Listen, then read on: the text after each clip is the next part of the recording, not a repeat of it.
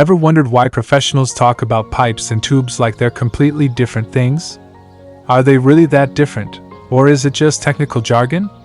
Here you will learn about the differences between pipes and tubes, which we aim to explain to you in 3 sections. Definitions. Key differences. Applications and industries. Number 1. Definition and purpose. Pipes are primarily used to transport fluids or gases, and they're specified by nominal diameter and schedule. For example, 2-inch pipe Schedule 40. Tubes are used for structural purposes or applications requiring precise dimensions like instrument, and specified by exact outside diameter OD and wall thickness. Number 2. Key differences.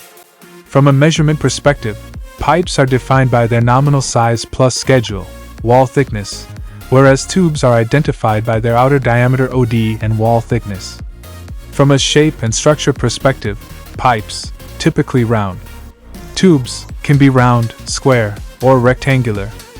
From a material perspective, pipes, often made of steel, PVC, or copper for fluid transport. Tubes, usually made from stainless steel or aluminum for structural integrity. 4.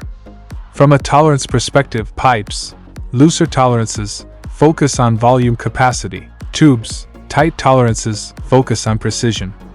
Applications.